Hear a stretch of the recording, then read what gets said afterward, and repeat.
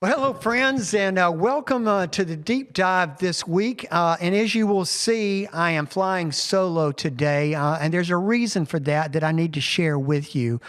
And that is that Monday morning, early Monday morning, we got the news that Nick Yother's father, Jeffrey, has sadly passed away. It was unexpected. And so our hearts and our prayers and our actions all go out to supporting Nick through this. And so I know that those of you who watch, those of you who are part of the Hickory Flat congregation, want to do that and find tangible ways to reach out to him. If you are a person who receives our weekly email, you got a notice about the passing of Nick's father, and there's an address that you can send cards and things to Nick there. I don't want to give that address out on social media. But if you want to message me, I can share that with you. Or if you just want to respond down in the comments below the video, you can do that, and Nick will see that. And I know that you'll be praying for him during this sad time for he and his family. So we pray for Nick and Rachel and their kids and all of that. It's a difficult time for them. It was an unexpected death, and so we're praying for him. But I'm going to try to get through this solo today because we're getting to the end of this series, or got to the end of this series, and so we need to tie a bow on that as we get ready for a new series. So let's get started, shall we?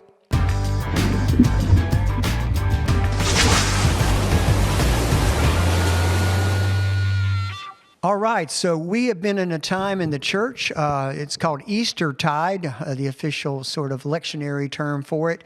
And so during this time, actually since Easter Sunday, I have been preaching on the resurrection appearances of Jesus, even beginning on Easter Sunday morning. I preached actually two different sermons on Easter, one at the sunrise service and then one during our two main services.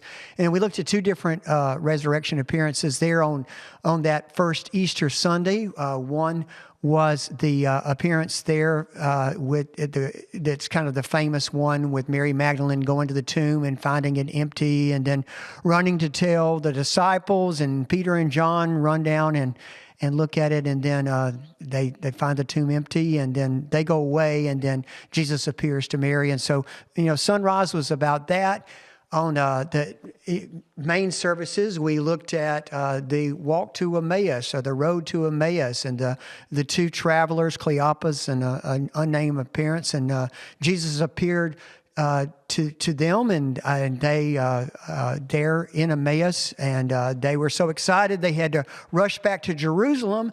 And there they found the disciples. And by that time, there had been another appearance of Jesus to the disciples. And so that was all the great news of Easter. Then the next week, we looked at another passage from John's Gospel, and that was him appearing to the disciples again, but without Thomas. And so then he appears to Thomas, and so we talked all about doubting Thomas, and last week, me and Nick unpacked that. And then this final sermon that I did was this past Sunday, and we looked at John chapter 21. And one thing that I pointed out in the sermon is that actually Peter, who we're focusing on today, was a part of all those stories. I mean, he was a part of running to the tomb and finding it empty in John 20. He was there when the Cleopas and the unnamed companion rushed back and shared the news. And so there, he was a part of that. And then, of course, he was there when Jesus appeared, both the first time and then the second time that Thomas was included in. And so today we get to one more, and it's at the very end of John's Gospel, John chapter 21. And by that time, the disciples have gone back to where they lived, where they were from, which is back up around the Sea of Galilee. I think that's about 50, 60 miles away from Jerusalem, but that's where they all had lived and spent most of Jesus' ministry, around the Sea of Galilee. And so they are there trying to figure out what to do next. And Peter says, let's go fishing. And they go fishing, and they're out all night fishing. They don't catch anything. They wake up. I mean, they don't wake up. They get to morning time. The sun's beginning to come up, and they look down on the beach there from the boat, and they see a figure standing there, and he's calling out to them, and he says, hey, have you caught any fish? And they hadn't. And so they told him that, and he said, well, cast on the other side. And so, these professional fishermen, I pointed out in the sermon, that's probably one of the last things we wanted to hear is, advice on how to fish. But, oddly enough, they did it. And then they caught what is referred to many times as the miraculous catch of fish. Their nets are full to breaking. And so at that point, John recognizes that it's Jesus. He says, it is the Lord. And Peter then jumps out of the boat and swims to shore because he wants to be with Jesus. And so then they all go to shore. And there they find Jesus preparing breakfast for them. And he is flipping fish there across over a charcoal fire. And so that really got us into the text of the morning. And this was this encounter that Jesus has with Peter there on the beach after breakfast.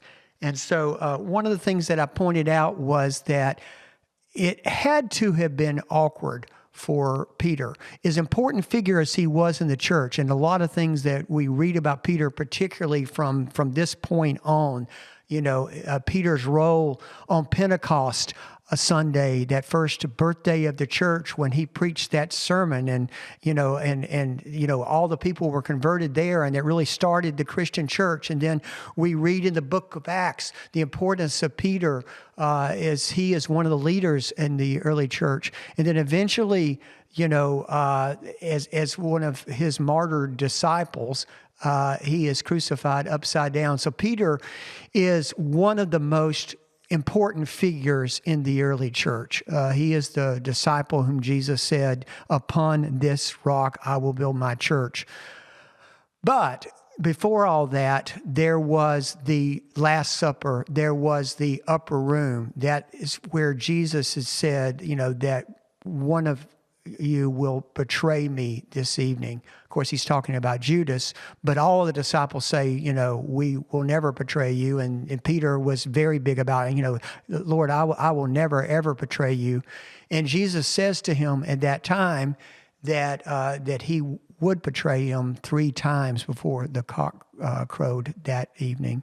And so then later we get this scene where Jesus has been arrested and taken away, and Peter is out next to a charcoal fire, and people began to ask him, "Hey, didn't we see you with him?" And he says, "Oh, no, I didn't know him." And then even a little girl says, "Hey, no, I think I did see you with them." He says, "No, I didn't know him." And then they said, "Yeah, your accent gives you away. You're one of those folks." And he says, "No, I never knew him." And so then the cock crowed 3 times. And so what Jesus had predicted did come true. And Peter wept. And, that was still in the air. That was still had to be on Peter's mind. And so in all these times that he's with Jesus in these resurrection appearances, we have to assume that it was the elephant in the room, that Peter still had this in the back of his mind, that he had let Jesus down. And so Jesus takes this opportunity to take Peter and to restore him, is really what this scene is all about. And he takes him for a walk, and he says, "Simon, son of John, do you love me?" And he says, "Well, yes, Lord, I love you." And then Jesus says to him, "Feed my sheep." And then he does it again. He does it 2 times. He says, "Peter, do you love me?" And he says, "Yes, Lord, I love you." And then he said, "Well, feed my sheep." And then he does it again, a 3rd time. And, this time it says that, Peter, is kind of sad and kind of hurt because Jesus has asked him a 3rd time. But Jesus was doing this intentionally. Peter responds that 3rd time, "Yes, Lord, you know that I love you." Then he says, "Feed my lambs." And so he has denied him 3 times, and then he ask him if he loves him 3 times. And it is the restoring of Peter. And, from really that day on, and particularly at Pentecost, Peter is a new person because now he has, the understanding that Jesus is with him and Jesus has put his faith in him. And as I said, he's one of the most important figures of the early church. And so I gave several points. I'll give you one more here special for the podcast that I didn't talk about on Sunday. And that goes back to the nets. And so, these professional fishermen who think they have it all together, they've been fishing, they can't find anything. And then Jesus tells them, cast your nets on the other side. And then they do catch, this miraculous load of fish. And so what can we take from that? Well, I think sometimes in our lives, we feel like we've got it all figured out. We're the pros. We've done it before. And then Jesus comes along and asks us to do it differently. And so Jesus has a way, if we'll listen to him, of always sort of straightening out our nets and leading us, to greater success and greater ministry. And so, that's another takeaway, one that I didn't mention on Sunday, but that I thought about and I thought I would include this morning. But as always, when I'm preaching a text, I try to find something that we can apply to our everyday lives. And so I gave 4. The first one of this is failure is not final. We are not perfect people. Peter was not a perfect person. We are going to mess up. And sometimes we can mess up to such a great extent that we might think that, God can't use us anymore. But our worst mistake is not the final word.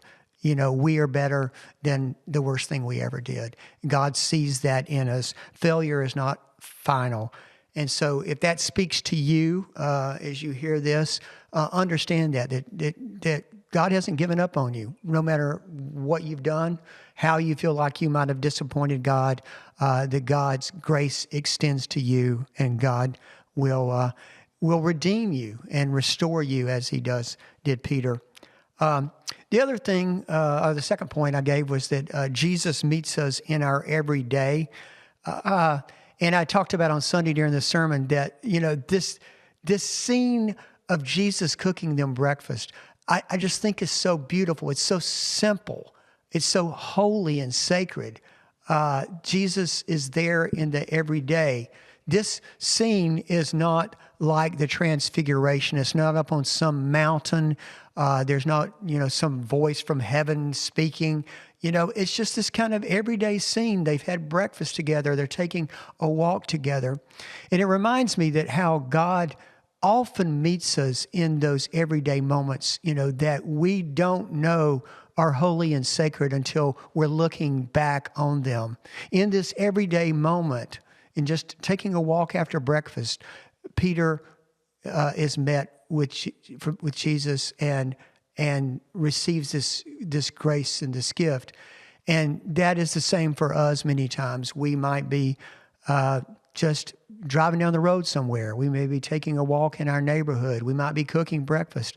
And somehow or another, the presence of God comes to us in a powerful way. And that just seems to me, it's been my experience of ways that God has met me, and I'm sure it's the same for you, that we find Jesus in the everyday moments of life. The other is that love, the third point, I guess I should say, is love is proven in following. Jesus says, the last thing he says to Peter is to follow me. And so it's not like,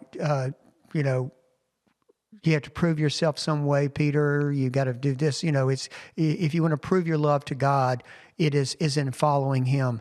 And how you follow him, Jesus said it 3 times, feed my sheep. And so we are to be about ministering to other people, about meeting people where they are. And so if we want to, if we want to prove our love to God, if we want to truly walk in that grace, then it is done by how we follow him and how we reach out and feed his sheep by meeting other people where they are. And then the final thing, which is kind of like the second one, but that that I said on Sunday is that your calling still stands. I know over the course of our lives, we as baptized believers, every member is a minister. If we're a baptized believer, we have a calling in our life. It may not be to ordain ministry like the calling that I have, but it is a calling nonetheless. God has called all of us as believers. And so sometimes years can go by and maybe we haven't lived into our calling, or maybe we have backslid, or maybe something in our life that we feel like that, that isn't for us anymore. But I just want to say that it's never too late. The gifts that God has given you, the calling that he has on your life, that still stands. It still stood for Peter. Early in the gospel, it's Peter who says to Jesus when he asks, who are people saying that I am? It is Peter who said that you are the Messiah. And it is Jesus then who said to him, Peter, on my rock, I will build my church. And despite all these other things that happened, despite his failures, despite his impulsivity, despite his denying Jesus 3 times, that calling still stood. And so what God has called to you, that still stands. God is still working in your life, and I hope you are living into that. Well, that's about all I have for today. It's going to be a little bit shorter because we don't have the great conversation that Nick and I usually have. But hopefully this has been helpful to you and a point in your week that maybe kind of inspired you. And so if that is, then I thank God for that. We look forward to these deep dives and a conversation every week. It's kind of tough to do solo, I will tell you. But I did want to get a word out to you this week. I will tell you, as we're looking ahead to what's coming up, this Sunday I'm actually not going to be at church, but we do have a very special guest preacher. He's someone that many of you from Hickory Flat will remember. He once was one of the pastors here. His name is Reverend John Merck. He was here, I think maybe like 2003, 2004 for 4 or 5 years as the associate pastor. And I know that many of you are friends with him. He's going to be back with us for a special sermon. And so look forward to that. And then after that, and maybe I'll hold it and Nick and I will talk about it next week. I've got a new series starting that I'm very excited about. So we'll tell you about that next week. But for now, thank you for watching, and look forward to being back with you next week on The Deep Dive. God bless you, and we'll see you next time.